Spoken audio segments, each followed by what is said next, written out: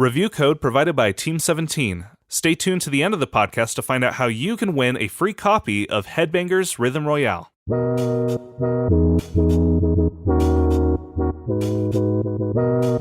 I'm Jared. I'm Marcus. Level with us.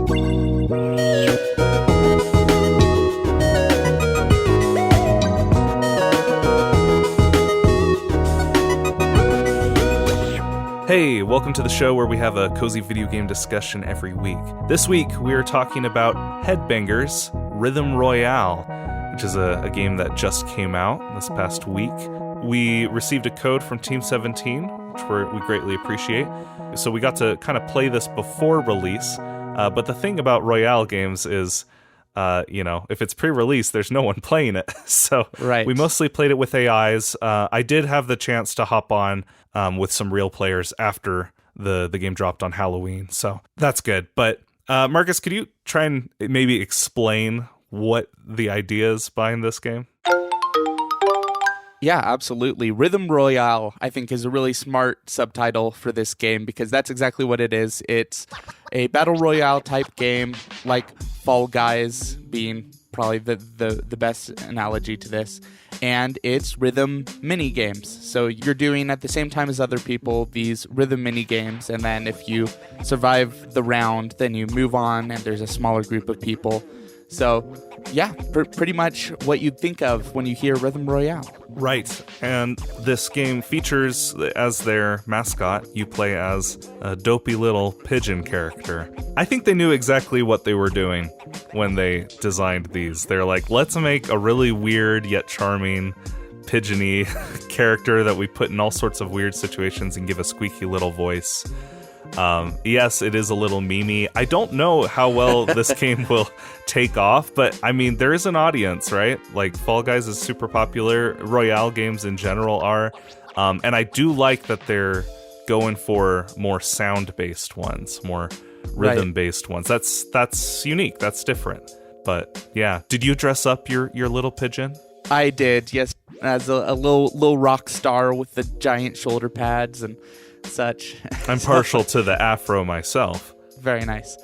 Yeah, I think that the way that these types of games work nowadays is they want to get streamers to play them, and then that's the best way to get word out, is if you can make it cute or endearing enough to get people to want to make content about it, then that's when it picks up an audience.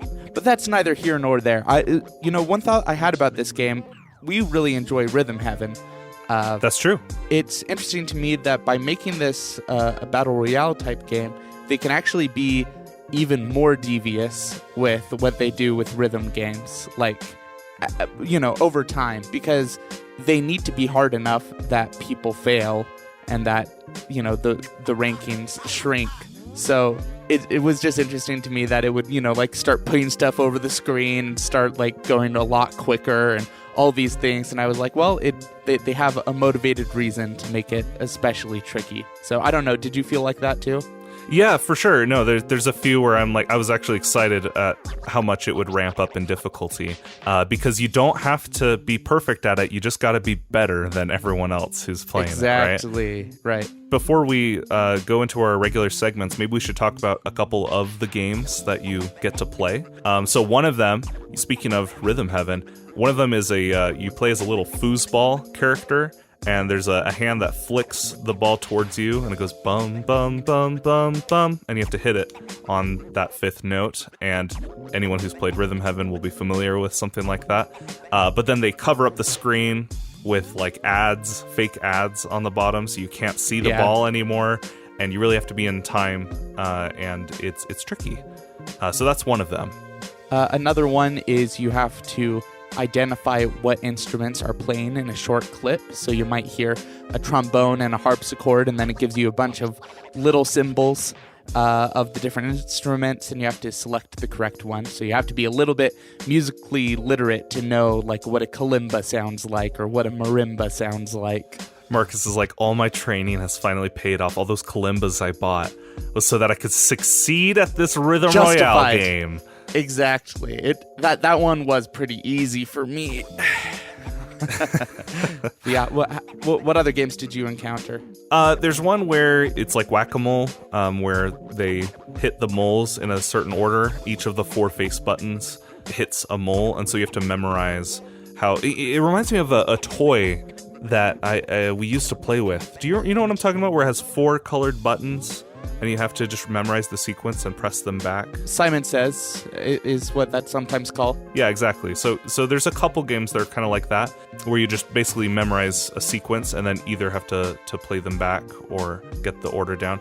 And then there's one that's kind of like a Western showdown, where you have to listen for an elephant noise, but don't jump the gun, otherwise you fail the duel. It's like a standoff, and so they play a bunch of sound effects. They'll play like a kitten, and they'll play a trumpet, and you wait for that elephant so that you can hopefully have faster reflexes than your opponent to jump on that. Gotcha. Was that a large group game, or was that like for just 2? It shows people? Everyone lined up, but like I think you're only paired up against one person. So it's like several people are all in a standoff. Yeah. Very cool. Well, with that, let's go into star pieces. This is the part of the show where we talk about a cool detail or something we liked about the game. And mine is actually a very specific game that I have not mentioned yet called Guilty. Did you play this one? I don't think so. It's like a, what do you call it? When there's police officers lining up suspects up against a wall. You know what I'm saying? Lineup? Yeah, lineup, I think. Anyway, basically the interrogators, they play a clip of a type of music, and then it shows the suspects, and you have to select one. They're all wearing different costumes. So if they play the sound clip and it's like hip-hop rap, then you want to click on the person wearing the big ol' G bling, and or if they play something that sounds more Asian, more Oriental, you want to click the pigeon wearing a kimono. And I know that game must be harder for some people who aren't as familiar with musical genres. But the reason I chose this as my star piece was because in the second round, you do this a few times, but then in the second round, they mix and match the genres. So suddenly, they'll be playing rap music, but you hear jingle bells in the background. And so you want to select the pigeon that's wearing the rapper clothing but has a Santa hat on. Or they play, something more classical, but then you hear a theremin on top of it. So you want to click on the one that's dressed up in Renaissance clothing, but has an alien head. So I thought it was kind of fun that they had to compose a whole bunch of genre mashups in order for that game to work, because you have to think about 2 different things instead of just one. Yeah, that's really clever. I wish I would have run into that one. Maybe I'll have to play to run into it. That sounds really clever.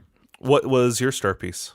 In this game, you can kind of mess with other people's thing by picking up some, power-ups, basically. I thought that was kind of a cute touch that you can wreak havoc upon the other people. Did you encounter any of those? Yeah, no, every single game, a bunch of power-ups fly by.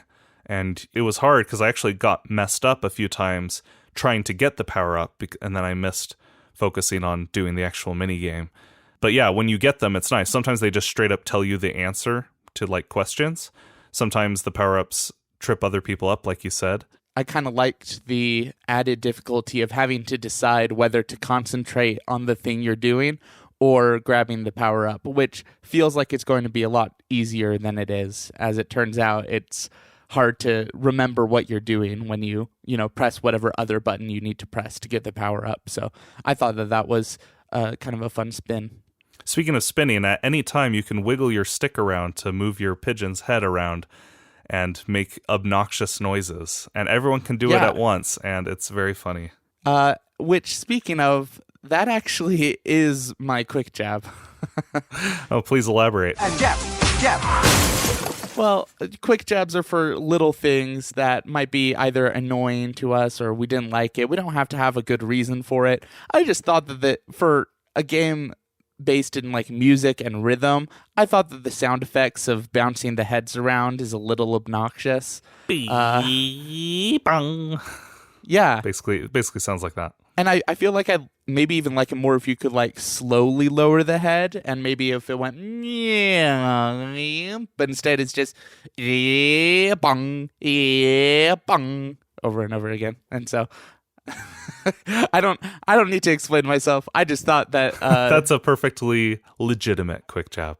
it's not that it is extremely obnoxious. It's that I think they could have done a little better with the sound effect. I did see in the menu when you dress up your pigeon that you can change that sound effect if you unlock something. So I am curious what the other sound effects are for that. So clearly you just need to play a little more and then you can withdraw your quick jab. Yeah. No, that's not how I went. No, for sure. I'll have to try that out. What's your quick jab? Well, the game is called Rhythm Royale, and sure enough, some of the games are rhythm-based. And I don't mind the one that you mentioned where you have to, like, guess the instruments and stuff. But I was just kind of surprised how many, like, what percentage of these minigames are not rhythm-based at all. Like, there's a couple where you have to repeat the sequence, like I mentioned. But then there's a couple where you need to repeat the sequence in rhythm. And the description will tell you whether it needs to be in rhythm or not, but sometimes it just wasn't very clear to me. So a lot of the games favor, I would say, reflexes more than rhythm itself, which is good for most people. Some people, rhythm is tough. Rhythm games are difficult. But I think since the game was called Rhythm Royale, I really expected more rhythm-based games. Again, I like the variety, but it was a little strange to me that some aren't as rhythm-y as others. Yeah, I think that's fair. Yeah. Well, our final segment is Who's the Fake Fan? Fake fan. This is the part where we try and stump each other with nerdy trivia questions. So, who's ready for some pigeon facts? Oh my gosh, I am. Pick me. We're going to play 2 truths and a lie. I'm going to read 3 about pigeon facts about pigeons. You got to tell me which one's the one I made up. Okay. Pretty straightforward. 3 facts, tell me which one is false. Here they are. Number 1. Instead of migrating south, like most North American birds, pigeons actually migrate east because of the higher concentration of cities. This is because urban areas contain better protection from the elements, where pigeons can nest and slow their metabolism in a sleep-wake cycle, which is kind of the ornithological equivalent of hibernation. That's number 1. Oh, boy. Number 2. Although pigeon droppings are seen by some as a problem in modern society, a few centuries ago, pigeon guano was seen as extremely valuable. It was viewed as the best available fertilizer, and armed guards would even stand by pigeon cages to stop others from taking the droppings. Okay. Number 3. Pigeons are one of only a very small number of species that can pass the mirror test, a test of self-recognition. They can also recognize every letter in the human alphabet, differentiate between photographs, and distinguish different humans within a photograph. Interesting. Okay.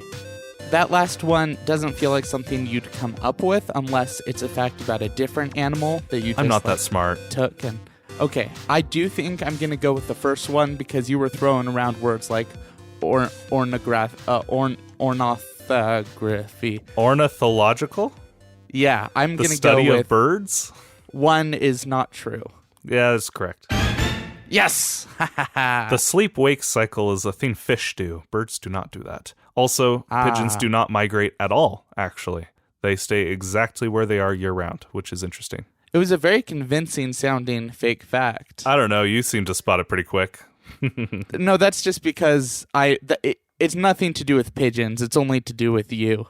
All right, Marcus, hit me with your sweet bird facts. I don't have any bird facts. I just have rhythm facts. All right, let's hear it. Okay. Just a simple rhythm question here. Different people have different words for different kinds of notes in rhythm. What's a semiquaver? Is this a multiple choice question? You know enough music to know what the options are here. No, it's either what? You don't? Okay. Whole note, half note, quarter note, 8th note, 16th note, 32nd note. It's one of those. It's not a rest?